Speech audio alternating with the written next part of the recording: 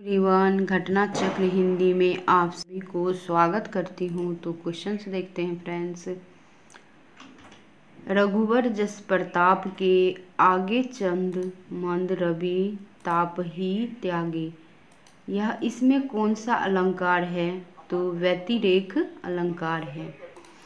प्रस्तुत पंक्तियों में व्यतिरेक अलंकार है। यहाँ पर राम का गुण उपमेय है और चंद्रमा तथा सूर्य के गुण जो है वो उपमान से आधिक्य या उत्कर्ष दिखाया गया है।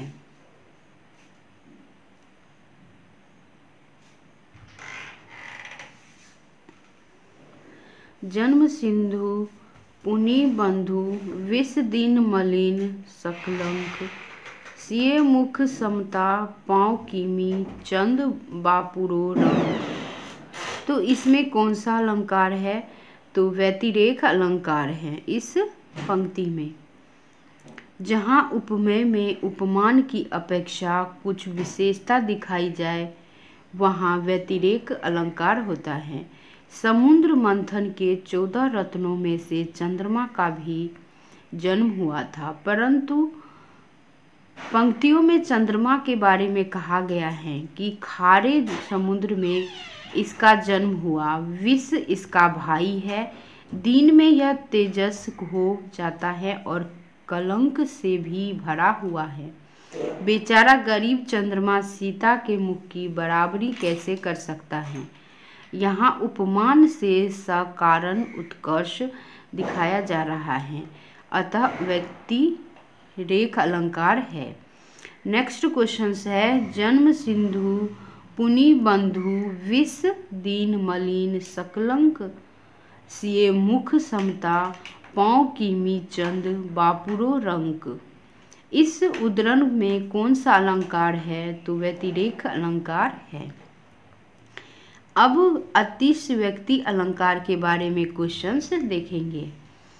नित प्रीति पुण्यो ही रहे आनन ओप उजास में अलंकार है, तो अतिशयोक्ति अलंकार है। प्रस्तुत पंक्ति का अर्थ है, नायिका ने मुख पर व्याप्त उजाले से वहाँ रोज पूर्णिमा ही रहती है। मुख सौंदर्य का बढ़ा चढ़ाकर वर्णन किया गया है, अतः यहाँ अतिशयोक्ति अलंकार है। नेक्स्ट क्वेश्चंस देखते हैं। विशेष उक्ति अलंकार के बारे में हम अब क्वेश्चंस देखेंगे। नीर भरे नित प्रीति रहे तऊ न प्यास बुझाई। कौन सा अलंकार है इस पंक्ति में? तो विशेष उक्ति अलंकार है। प्रस्तुत पंक्ति में विशेष उक्ति अलंकार है। यहाँ कारण के रहते हुए भी कार्य संपन्न नहीं हो पा रहा है, अर्थात नैनों में नीर भरा हुआ बताए जाने पर भी प्यास नहीं बुझ रही है। अब अर्थार अलंकार के बारे में हम अब पढ़ेंगे। अर्थांतर अन्यास के बारे में हम अब क्वेश्चंस देखेंगे।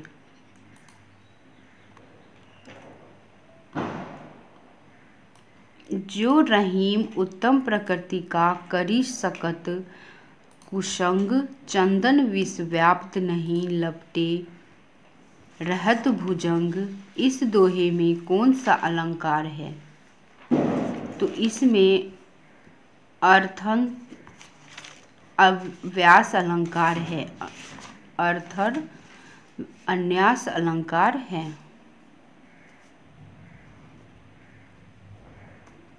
जहाँ सामान्य कथन का विशेष से या विशेष कथन का सामान्य से समर्थन किया जाए वहाँ अंतर अन्यास अलंकार होता है। प्रस्तुत दोहे में यही उक्ति दोहराई जा रही है, अतः यहाँ अंतर अन्यास अलंकार है।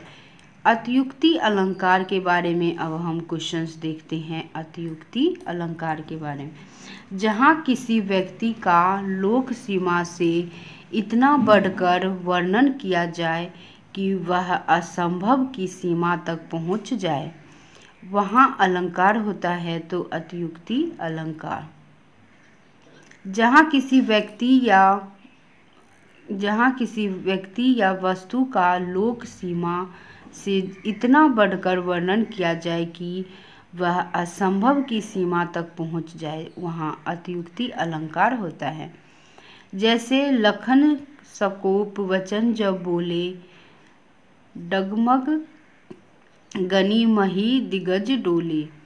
तो यहाँ लक्ष्मण के क्रोधित होकर बोलने से पृथ्वी डगमगा उठी और दिग्गज काँप उठे, अतः मिथ्या महत्व वर्णन होने से अतियुक्ति अलंकार है। अतियुक्ति अलंकार और अतियुक्ति मिलते जुलते अलंकार हैं। दोनों में केवल अंतर यह है कि उक्ति यदि संभव हो तो अतिशयोक्ति और असंभव हो तो अतियुक्ति होगी।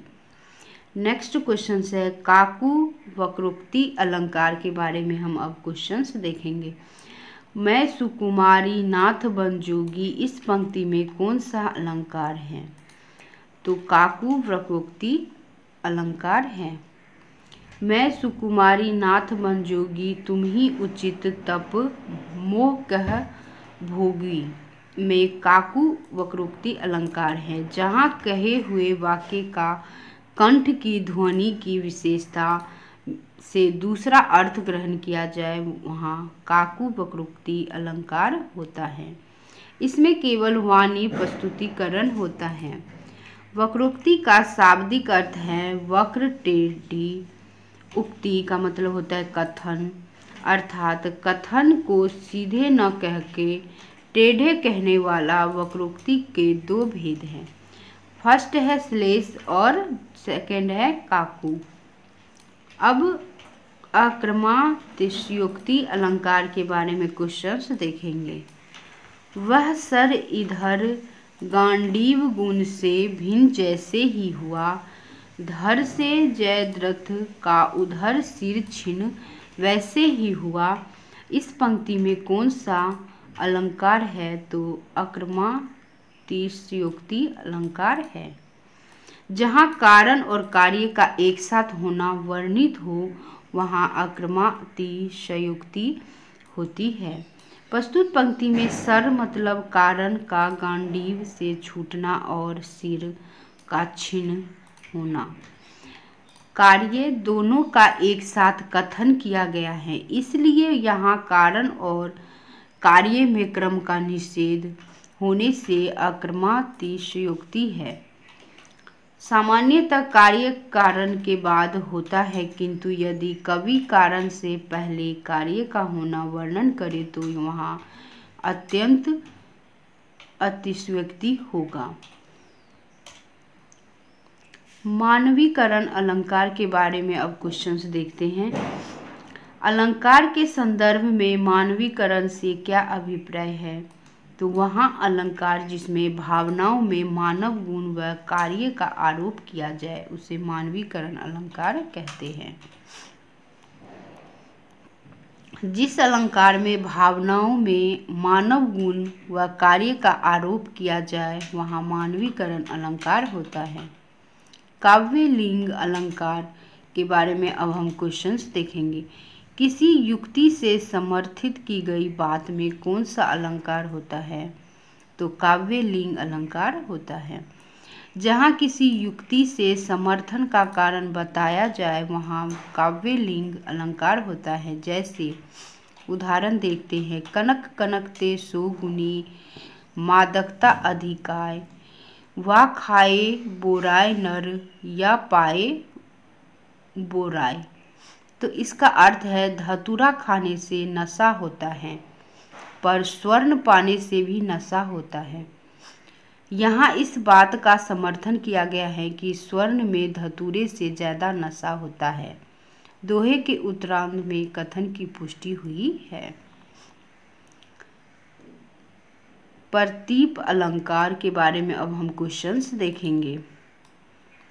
उतरी नहाय जमुन जल जो, शरीर सम श्याम पंक्ति में कौन सा अलंकार है? तो प्रतीप अलंकार है। कौन सा अलंकार है? प्रतीप अलंकार है। जहाँ प्रसिद्ध उपमान को उपमेय बना दिया जाए वहाँ प्रतीप अलंकार होता है। प्रतीप का अर्थ है उल्टा। प्रतीप का अर्थ है उल्टा। उपमान को उपमेय बना देना, क्रम का उलट देना होता हुआ।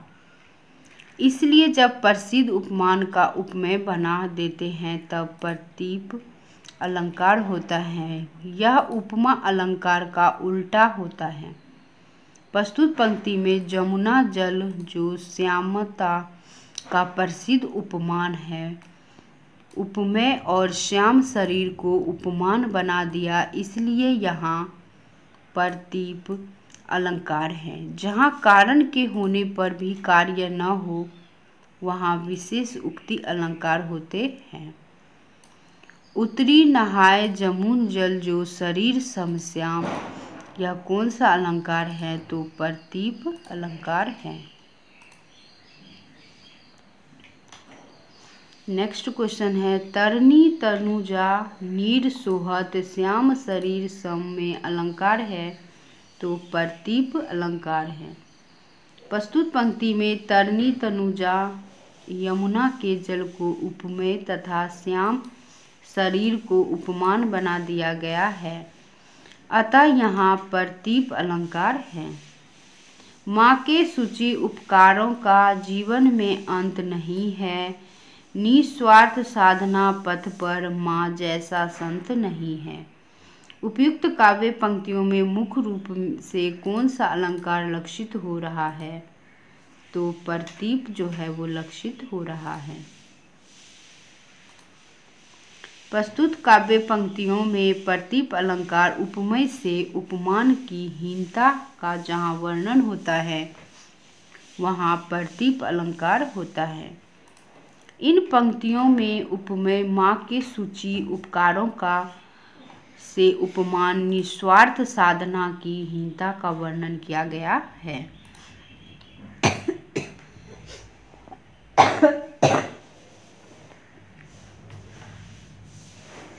अपहनुति अलंकार के बारे में क्वेश्चंस देखते हैं। मैं जो कह रघुवीर कृपाला, मैं जो कह रघुवीर कृपाला, बंधु न होई मोर यह काला, बंधु न होई मोर यह काला, यह कौन सा अलंकार है? तो अपहंतु अलंकार है। जहाँ उपमेय का निषेध करके उपमान का आरोप किया जाए, अर्थात प्रस्तुत का निषेध कर अप्रस्तुत की स्थापना की जाए, वहाँ पर अपहनुति अलंकार होता है। अपहनुति का अर्थ है छिपाना, निषेध करना, गोपन करना और अस्वीकृत करना इत्यादि। प्रस्तुत पंक्तियों में अपहनुति अलंकार है। यहाँ पर सुग्रीव ने बाली के बारे में श्री राम से कहा है कि हे कृपालु राम, यह मेरा बंधु नहीं है, काल है। अब उदाहरण अलंकार के बारे में देखते हैं क्वेश्चंस। बूंद आघात सहे गिरि कैसे, बूंद आघात सहे गिरि कैसे, खल के बचन संत सह कै जैसे, खल के बचन संत सह जैसे में कौन सा अलंकार है? तो इसका आंसर हो जाएगा बी, उदाहरण अलंकार है।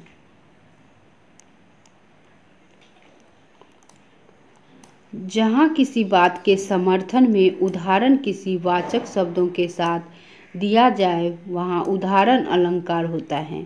प्रस्तुत पंक्ति में उदाहरणवाची शब्द जो है, जैसे शब्दों द्वारा प्रथम पंक्ति के अर्थ को और प्रभावशाली बनाया जा रहा है, अतः यहाँ उदाहरण अलंकार है।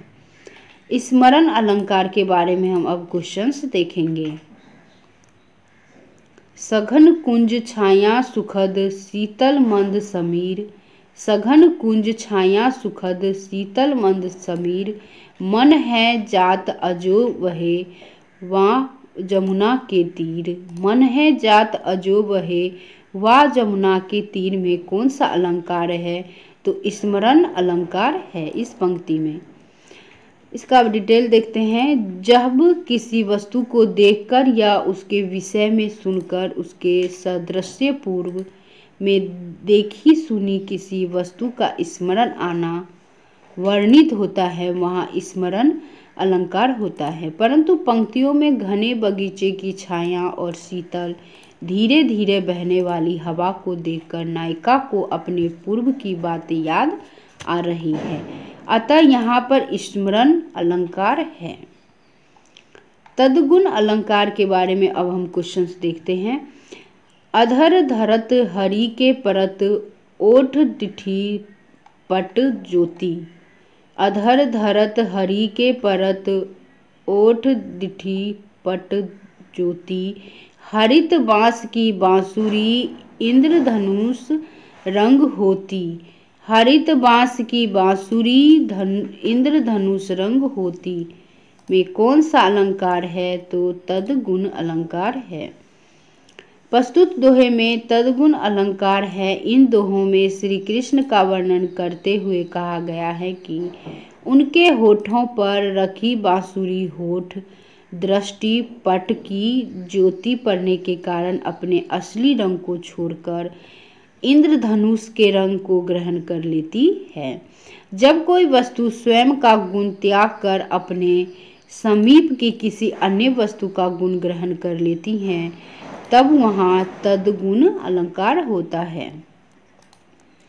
अब भाषा विज्ञान के बारे में क्वेश्चंस देखेंगे फ्रेंड्स। तो फर्स्ट क्वेश्चंस देखते हैं भाषा विज्ञान से। आधुनिक भाषा विज्ञान का जनक कौन है? तो सोस्यूर है। कौन है भाषा विज्ञान का जनक? तो सोस्यूर है। फदेनेद ने सोस्यूर जो है 1857 से 1913 ईस्वी का नाम आधुनिक भाषा विज्ञान के जनक के रूप में लिया जाता है, क्योंकि उनके द्वारा प्रतिपादित सिद्धांत भाषाई क्रांति के रूप में उभरे हैं।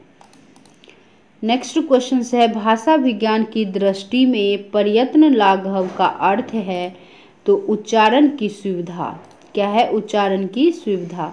भाषा विज्ञान की दृष्टि में प्रयत्न लाघव का अर्थ उच्चारण की सुविधा है। इसे मुख सुख भी कहा जाता है। प्रयत्न लाघव का दूसरा नाम जो है वो मुख सुख भी कहते हैं। वाराणसी का बनारस रूप में विकास उदाहरण है तो व्यंजन विपर्य का। वाराणसी का बनारस रूप में विकास उदाहरण है तो व्यंजन विपर्य का। विपर्य किसी शब्द के स्वर व्यंजन या अक्षर एक से दूसरे स्थान पर चले जाते हैं और दूसरे के पहले स्थान पर आ जाते हैं। इसके कई भेद हैं, स्वर विपर्य, व्यंजन विपर्य तथा अक्षर विपर्य। और वाराणसी का बनारस और रूप व्यंजन विपर्य विकास का उदाहरण है। टकसाली भाषा कहते हैं तो परिनिष्ठित भाषा को कहते हैं टकसाली भाषा। परिनिष्ठित भाषा को कहते हैं टकसाली भाषा। भाषा विज्ञान के अनुसार मानक भाषा को आदर्श भाषा और टकसाली भाषा और परिनिष्ठित भाषा भी कहते हैं। किसी भी भाषा का उनके विभिन्न रूपों की अभिव्यक्ति के माध्यम के लिए उनका मानक रूप ही प्रयुक्त होता है। इसलिए हिंदी को प्रयोजन मूलक और प्रयुक्ति के माध्यम के परिप्रेक्ष्य में उनके मानक रूप पर विचार करना आवश्यक हो जाता है। नेक्स्ट क्वेश्चन है निम्नलिखित में भाषा की प्रमुख प्रकृति कौन सी है? तो जटिलता से सरलता की ओर है। भाषा वैचारिक और मानक पटल पर उद्वेलित होने वाली भावनाओं का प्रतिबिंब है। विश्व में कई भाषाएं बोली जाती हैं और संभवतः सभी भाषाएं आपस में संवेदना के स्तर पर जुड़ाव रखती है, परंतु हिंदी भाषा अपनी सहजता और लचीलेपन के कारण संवेदनशीलता की इस विशेषता के अत्यंत निकट है। हिंदी शब्द पूर्व में भारतीयता या भारत से संबंध का घोतक था, जो कि प्राय भारतीयों द्वारा प्रयोग में लाया जाता था। अर्थात वे लोग जो भारत से आए हैं या भारतीय हैं उन्हें और उनकी बोली को हिंदवी कहते हैं। क्या कहते हैं? हिंदवी कहते हैं। कालांतर में यह शब्द हिंदी प्रदेश की उपभाषाओं एवं बोलियों के लिए प्रयुक्त होने लगा। हिंदी के इतिहास पर नज़र डालें तो पाते हैं कि इसका इतिहास 1000 वर्ष से भी पुराना है तथा यह भाषा अपनी विकास प्रक्रिया में एक गतिशील नदी की तरह बहती हुई निरंतर जटिलता से सरलता की ओर अग्रसर होती गई। अब नेक्स्ट क्वेश्चन है, न्यायालय भाषा में शब्द और उसके अर्थ में रहती हैं।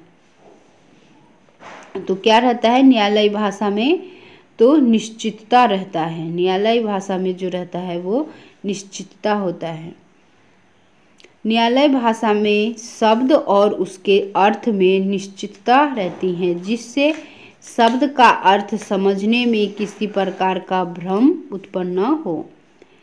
कोई भी बोली या भाषा मानकता प्राप्त करने पर हो जाती है तो सरल हो जाती है। क्या हो जाते हैं?